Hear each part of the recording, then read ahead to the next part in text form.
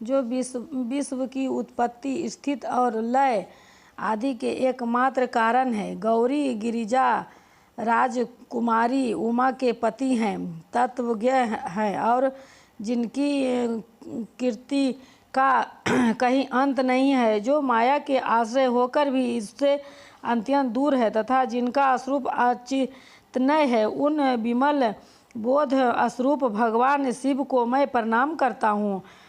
मैं स्वभाव से ही उन अनादि शांत स्वभाव एकमात्र पुरुषोत्तम शिव की वंदना करता हूँ, जो आपकी माया से इस संपूर्ण विश्व की सृष्टि करके आकाश की भांति इसके भीतर और बाहर भी स्थित हैं। जैसे लोहा चुंबक से उत्कृष्ट होकर उसके पास ही लटका रहता है, उसी प्रकार ये सारे जगत सदा सब ओर जिसके आसपास हो भ्रमण करते हैं। जिन्होंने अपने से ही इस प्रपंच को रचने की विधि बताई थी, जो सबके भीतर अंतर्यामी से विराजमान है तथा जिनका अपना स्वरूप अत्यंत गुण है, उन भगवान शिव की मैं सादर वंदना करता हूँ।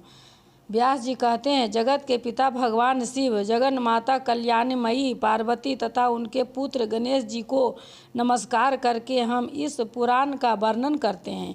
एक समय की बात है, नैमिषारण्य में निवास करने वाले सैनक आदि सभी मुनियों ने उत्तम भक्ति भाव के साथ सूत जी से पूछा। ऋषि बोले, महाभाग सूत जी, विदेश्वर संहिता की जो साधन खंड नाम वाली शुभ एवं उत्तम कथा है, उसे हम लोगों ने सुन लिया। उसका अभिभाग बहुत ही रमणीय है तथा वह शिव भक्तों पर भगवान शिव का वात्सल्य स्नेह प्रकट करने वाली है। विद्वान, अब आप भगवान शिव के परम उत्तम स्वरूप का वर्णन कीजिए, साथ ही शिव और पार्वती के दिव्य चरित्रों का पूर्ण रूप से श्रवण कराइए।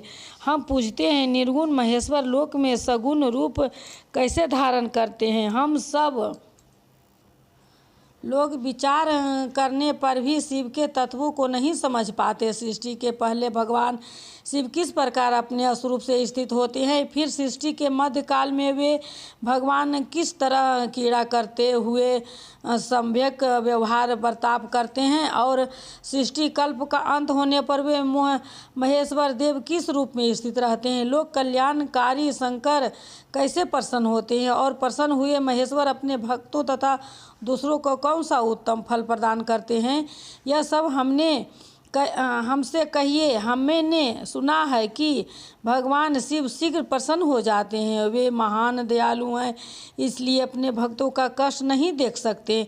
ब्रह्मा, विष्णु और महेश ये तीन देवता शिव के ही अंग से उत्पन्न हुए हैं। उनके प्रकट कथा था उनके विशेष चरित्रों का वर्णन कीजिए। प्रभु, आप उमा के अभिभाव और विवाह की भी कथा कहिए। विशेषता उनके गृहस्थ धर्म का और अन्य लीलाओं का भी वर्णन कीजिए। निष्पाप सूत जी, हमारे प्रश्न के उत्तर में आपको ये सब कथा दूसरी बातें भी अवश्य कहनी चाहिए। सूत जी ने कहा, मुनीश्वरों, आप लोगों ने बड़ी उत्तम बात पूछी है। भगवान सदाशिव की कथाओं में आप लोगों की जो आंतरिक निष्ठा हुई है, इसके लिए आप धन्यवाद के पात्र हैं। ब्राह्मणों, भगवान शंकर का गुणानुवाद सात्विक, राजत और तामस तीनों ही प्रकृति के मनुष्यों को सदा आनंद प्रदान करने वाला है। पशुओं की हिंसा करने वाला निष्ठुर कसाई के सिवा दूसरा कौन पुरुष उस गुणानुवाद को सुनने से उब सकता है, जिसके मन में कोई तिरस्ता नहीं है। ऐसे महत्व पुरुष भगवान शिव के उन गुणों का गान करते हैं, क्योंकि वह गुणावली संसार रूपी रोग की दवा है, मन तथा कानों को प्रिय लगने वाली और संपूर्ण मनोरथ को देने वाली है। ब्राह्मणों, आप लोगों के प्रश्नों के अनुसार मैं यथा बुद्धि प्रयत्न पूर्वक शिव लीला का वर्णन करता हूँ। आप आदर पूर्वक सुने। जैसे आप लोग पूछ रहे हैं, उसी प्रकार देवर्षि नारद जी ने शिव रूपी भगवान विष्णु से प्रेरित होकर अपने पिता से पूछा था। अपने पुत्र नारद का प्रश्न सुनकर श्री भक्त ब्रह्मा जी का चित्त प्रसन्न हो गया और वे उन मुनि शिरोमणि को हर्ष प्रदान करते हुए प्रेम पूर्वक भगवान शिव के यश का गान करने लगे। एक समय की बात है, मुनि शिरोमणि विप्रवर नारद जी ने, जो ब्रह्मा जी के पुत्र हैं, विनती चित्त हो तपस्या में मन लगाया। हिमालय पर्वत में कोई एक गुफा थी जो बड़ी शोभा से संपन्न दिखाई देती थी। उसके निकट देव नंदी गंगा निरंतर वेग पूर्वक बहती थी। वहाँ एक महान दिव्य आश्रम था जो नाना प्रकार की शोभा से सुशोभित था। दिव्यदर्शी नारद जी तपस्या करने के लिए उसी आश्रम में गए। उस गुफा को देखकर मुनिवर नारद जी बड़े प्रसन्न हुए और सुदीर्घायु काल तक वहाँ तपस्या करते रहे।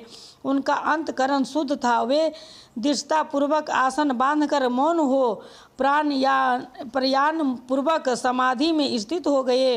ब्राह्मणों, उन्होंने वह समाधि लगाई जिसमें ब्रह्मा का साक्षात्कार करने वाला अब्राह्मी मैं ब्रह्मा हूँ यह विज्ञान प्रकट होता है। मुनिवर नारद जी जब इस प्रकार तपस्या करने लगे, उसी समय यह समाचार पाकर देवराज इंद्र काँप उठे।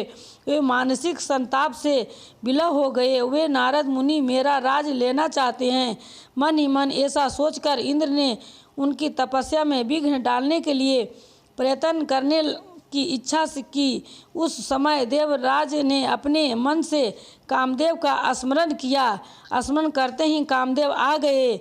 महेंद्र ने उन्हें नारद जी की तपस्या में विघ्न डालने का आदेश दिया। यह आज्ञा पाकर कामदेव बसंत को साथ ले बड़े गर्व से उस स्थान पर गए और अपना उपाय करने लगे। उन्होंने वहाँ शीघ्र ही अपनी सारी कलाएं रच डाली। बसंत ने भी मत होकर अपना प्रभाव अनेक प्रकार से प्रकट किया। मुनिवरों, कामदेव और बसंत के अथक प्रयत्न करने पर भी नारद मुनि के चित्त में विकार नहीं उत्पन्न हुआ। महादेव जी के अनुग्रह से उन दोनों का गर्भ चूर हो गया। सैनक आदि महर्षियों ऐसे होने में जो कारण था उसे आदर पूर्वक सुनो। महादेव जी की कृपा से ही नारद मुनि पर कामदेव का कोई प्रभाव नहीं पड़ा। पहले उसी आश्रम में काम शत्रु भगवान शिव ने उत्तम तपस्या की थी और वही उन्होंने मुनियों की तपस्या का नाश करने वाला कामदेव को शीघ्र ही भस्म कर डाला था। उसी समय रति ने कामदेव को पुनर्जीवित करने के लिए देवताओं से प्रार्थना की। तब देवताओं ने समस्त लोगों का कल्याण करने वाले भगवान शंकर से याचना की। उनके याचना करने पर वे बोले, देवताओं, कुछ समय व्यतीत होने के बाद कामदेव जीवित तो हो जाएगा, परंतु यहाँ उनका कोई उपाय नहीं चल सकेगा। अमरगण यहाँ खड़े होकर लोग चारों ओर जितनी दूर तक की भूमि को नेत्र से देख पाते हैं, वहाँ तक कामदेव के बाणों का प्रभाव नहीं चल सकेगा, इसमें संशय नहीं है। भगवान शंकर की इस उक्ति के अनुसार उस समय वहाँ नारद जी के प्रति कामदेव का निजी प्रभाव मिथ्या सिद्ध हुआ। वे शीघ्र ही स्वर्गलोक में इंद्र के पास लौट गए। वहाँ कामदेव ने अपना सारा वृत्तांत और मुनि का प्रभाव कह सुनाया। तत्पश्चात इंद्र की आज्ञा से वे बसंत के साथ अपने स्थान को लौट गए। उसी समय देवराज इंद्र को बड़ा विस्मय हुआ। उन्होंने नारद जी की भूरी भूरी प्रशंसा की, परंतु शिव की माया से मोहित होने के कारण वे उस वृत्तांत को स्मरण न कर सके। वास्तव में इस संसार के भीतर सभी प्राणियों के लिए शंभु की माया को जानना अत्यंत कठिन है। जिसने भगवान शिव के चरणों में अपने आप को समर्पित कर दिया है, उस भक्तों को छोड़कर शेष सारा जगत उनकी माया से मोहित हो जाता है। नारद जी भी भगवान शंकर की कृपा से वहाँ चिरकाल तक तपस्या में लगे रहे। जब उन्होंने अपनी तपस्या को पूर्ण हुई समझा, तब ये मुनि उससे विरत हो गए। कामदेव पर मेरी विजय हुई ऐसा मानकर उन मुनीश्वर के मन में व्यर्थ ही गर्व हो गया। भगवान शिव की माया से मोहित होने के कारण उन्हें यथार्थ बात का ज्ञान नहीं रहा। वे यह नहीं समझ सके कि कामदेव के पराजित होने में भगवान शंकर का प्रभाव ही कारण है। उस माया से अत्यंत मोहित हो मुनीश्वरों, नारद अपना काम विजय संबंधी वृत्तांत बताने के लिए तुरंत ही कैलाश पर्वत पर गए। उस समय वे विजय के मद से उत्पन्न हो रहे थे। वहाँ रुद्रदेव को नमस्कार करके गर्व से भरे हुए मुनि ने अपने आप को महात्मा मानकर तथा अपने ही प्रभाव से कामदेव पर अपनी विजय हुई समझकर उनसे सारा वृत्तांत कह सुनाया। वह सब सुनकर भक्त वत्सल भगवान शंकर ने नारद जी से, जो अपनी शिव की ही माया से मोहित होने के कारण काम विजय के अर्थात कारणों को नहीं जानते थे और अपने विवेक को भी खो बैठे थे, कहा। रुद्र बोले, तात नारद, तुम बड़े विद्वान हो, धन्यवाद के पात्र हो, परंतु मेरी यह बात ध्यान देकर सुनो।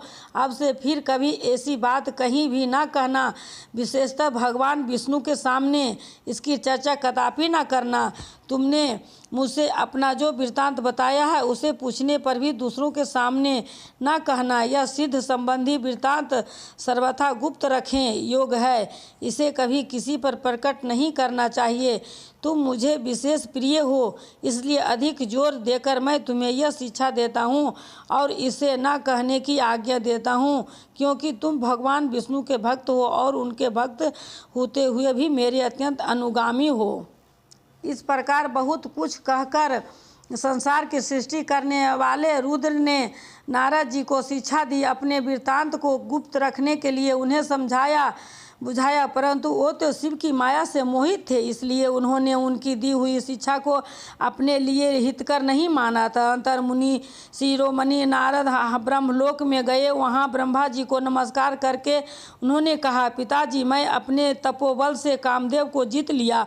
उनकी यह बात सुनकर ब्रह्मा जी ने भगवान शिव के चरणाबिंदों का चिंतन किया और सारा कारण जानकर अपने पुत्र को यह सब कहने से मना किया, परंतु नारद जी शिव की माया से मोहित थे, अतएव उनके चित्त में मद का अंकुर जम गया था, उनकी बुद्धि मारी गई थी। इसलिए नारद जी अपना सारा वृत्तांत भगवान विष्णु के सामने कहने के लिए वहाँ से शीघ्र ही विष्णु लोक में गए।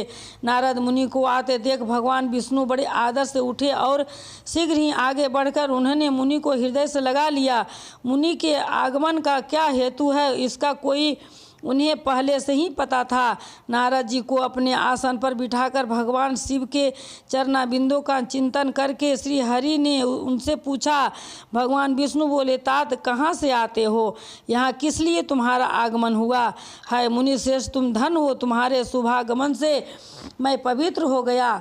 भगवान विष्णु का यह वचन सुनकर गर्व से भये हुए नारद मुनि ने मद से मोहित होकर अपना सारा वृत्तांत बड़े अभिमान के साथ कह सुनाया। नारद मुनि का वह अहंकार युक्त वचन सुनकर मन ही मन भगवान विष्णु ने उनकी काम विजय के अर्थात कारण को पूर्ण रूप से जान लिया। तत्पश्चात विष्णु बोले, मुनि श्रेष्ठ, तुम धन हो, तपस्या के तो भंडार ही हो, तुम्हारा हृदय भी बड़ा उदार है। मुन्ने, जिसके भीतर भक्ति ज्ञान और वैराग नहीं होते, उसी के मन में समस्त दुखों का देने वाला काम मोह आदि विकार शीघ्र ही उत्पन्न होते हैं। तुम तो नैष्ठिक ब्रह्मचारी हो और सदा ज्ञान वैराग से युक्त रहते हो, फिर तुमने काम विकार कैसे आ गया है? तुम तो जन्म से ही निर्विकार तथा शुद्ध बुद्धि वाले हो। श्री हरि की कही हुई ऐसी बहुत सी बातें सुनकर मुनि शिरोमणि नारद जोर जोर से हंसने लगे और मन ही मन भगवान को प्रणाम करके इस प्रकार बोले। नारद जी ने कहा, स्वामी, जब मुझ पर आपकी कृपा है तब बेचारा कामदेव अपना क्या प्रभाव दिखा सकता है? ऐसा कहकर भगवान के चरणों में मस्तक झुकाकर इच्छा अनुसार विचरने वाले नारद मुनि वहाँ से